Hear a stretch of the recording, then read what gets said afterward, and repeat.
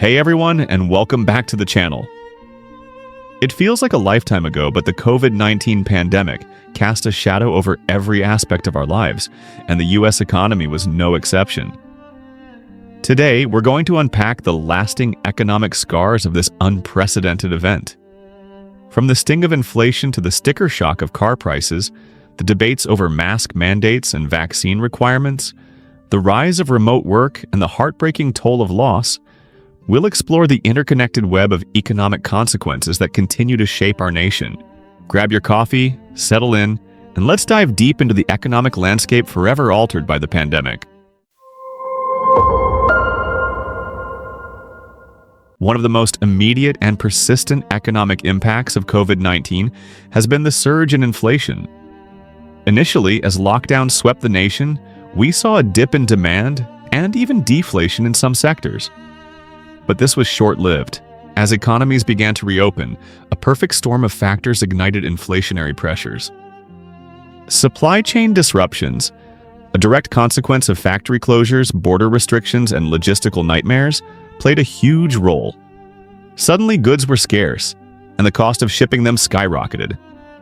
At the same time, unprecedented fiscal stimulus, designed to cushion the economic blow, injected massive amounts of money into the economy.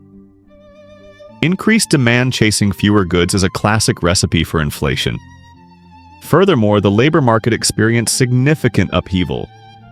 Many people left the workforce due to health concerns, childcare issues, or a reassessment of their priorities.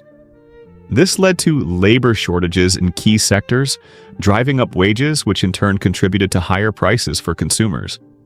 The Federal Reserve initially characterized this inflation as transitory, but it proved to be far more persistent than anticipated, forcing aggressive interest rate hikes to try and bring it under control, a move with its own set of economic implications that we continue to feel today.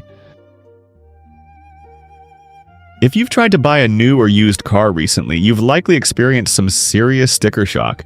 The pandemic triggered a truly unique situation in the automotive market. Early in the pandemic, as demand plummeted, car manufacturers scaled back production. Then, as the economy began to recover, demand surged, but manufacturers were hit hard by a critical shortage of semiconductor chips. These tiny but essential components power everything from infotainment systems to engine controls. Factory shutdowns in Asia, coupled with increased demand for electronics during lockdowns, created a bottleneck that crippled car production globally. The result? Severely limited new car supply. And this is where the dynamic of car buying fundamentally changed. With supply so low and demand so high, car dealerships seized the opportunity to add significant markups to the manufacturer's suggested retail price, or MSRP. They called it a market adjustment, an additional charge often running into the thousands of dollars purely based on demand. For some highly sought-after models, these markups could be jaw-dropping. This practice, which was almost unheard of for most mainstream vehicles before the pandemic, quickly became the norm. And even today, as supply chains have largely recovered and inventory has improved, many dealerships continue to add these markups, especially on popular or in-demand models. The affordability of personal transportation, a cornerstone of American life, has been significantly challenged, and the expectation of paying only the MSRP or even negotiating a lower price is, for many buyers, a thing of the past. The use of face masks became a highly contentious issue during the pandemic, and the government's role in implementing mask policies was met with a wide range of reactions and varying degrees of success. Initially, guidance on mask wearing evolved as scientists learned more about the virus. State and local governments implemented a patchwork of mandates, often with differing rules and enforcement. Federally, mask mandates were primarily implemented for specific settings like public transportation. The effectiveness of these policies is still debated. Some studies suggest that mask mandates help to slow the spread of the virus, particularly in indoor settings. Others argue that their impact was limited or that the economic and social costs outweighed the benefits. Businesses faced challenges in enforcing mandates, and the politicization of mask wearing led to social divisions and even confrontations. From an economic perspective, mask mandates likely had a minor impact on overall GDP. However, they did affect certain sectors, such as retail and hospitality, where compliance could be a source of friction with customers. The broader issue here is the role of government in public health crises and the effectiveness of top-down mandates versus individual responsibility and public education. The experience with mask policies highlights the challenges of balancing public health needs with individual liberties and economic considerations. Vaccine mandates were another flashpoint during the pandemic, with significant implications for both the job market and society as a whole. As vaccines became available, many employers, both public and private, implemented mandates requiring their employees to be vaccinated against COVID-19 as a condition of employment. The rationale behind these mandates was to protect the health and safety of the workforce and the public, and to reduce the spread of the virus. However, these mandates sparked considerable controversy. Opponents argued that they infringed upon individual liberty and the right to make personal medical decisions. Some individuals chose to resign or were terminated from their jobs for refusing to comply, leading to labor force participation challenges in certain sectors. Legal challenges to vaccine mandates were numerous, with varying outcomes in different jurisdictions. Beyond the economic impact on individuals who lost their jobs, vaccine mandates also contributed to social divisions and intensified political polarization. The debate often centered on the balance between individual autonomy and collective responsibility during a public health emergency. The long-term societal consequences of these divisions are still unfolding. The pandemic era saw a dramatic increase in the spread of information, and unfortunately, misinformation and disinformation also proliferated online. This put immense pressure on private tech companies, particularly social media platforms, to moderate content and combat false narratives. These companies took various approaches, from labeling content as potentially misleading to outright removing posts and even banning accounts that repeatedly shared false information. This sparked a heated debate about censorship, freedom of speech, and the power of private entities to control the flow of information. Many people criticized these companies, accusing them of bias, overreach, and stifling legitimate discussion. Others argued that these actions were necessary to protect public health and prevent the spread of harmful falsehoods that could undermine pandemic response efforts. Public opinion on these companies became increasingly divided, with trust eroding for many. The role of private companies in moderating information during a crisis raises complex questions about accountability, transparency, and the balance between free expression and preventing harm.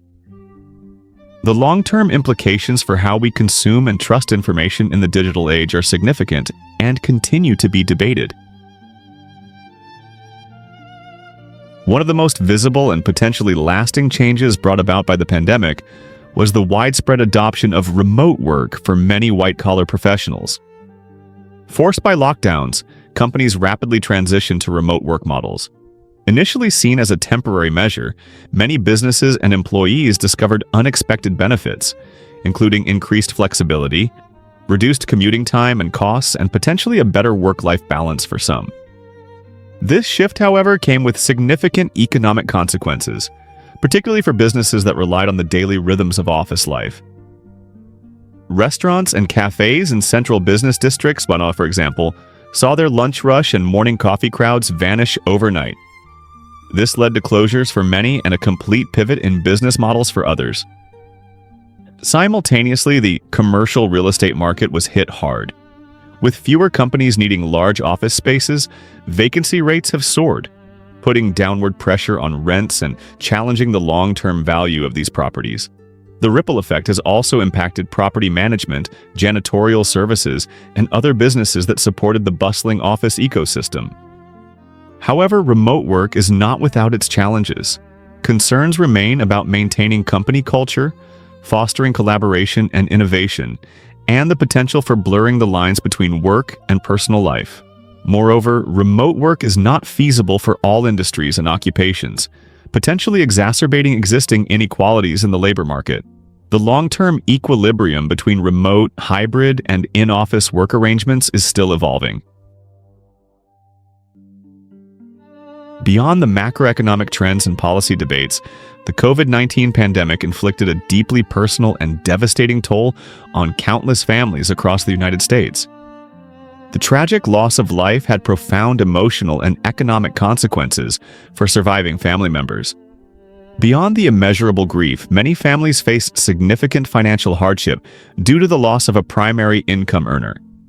Funeral costs, medical bills, and the challenges of adjusting to life without a loved one created immense strain. The pandemic also disrupted family structures, with children losing parents or grandparents and caregivers facing increased burdens. The long-term psychological and emotional scars of these losses will undoubtedly continue to affect individuals and communities for years to come. While it's difficult to quantify the full economic impact of this human tragedy, it's crucial to acknowledge the profound and lasting consequences for families nationwide. Beyond these key areas, the COVID-19 pandemic has likely left other lasting marks on the U.S. economy. We've seen a significant increase in the national debt due to the massive government spending on stimulus measures and pandemic relief. The long-term implications of this debt burden remain a subject of ongoing debate.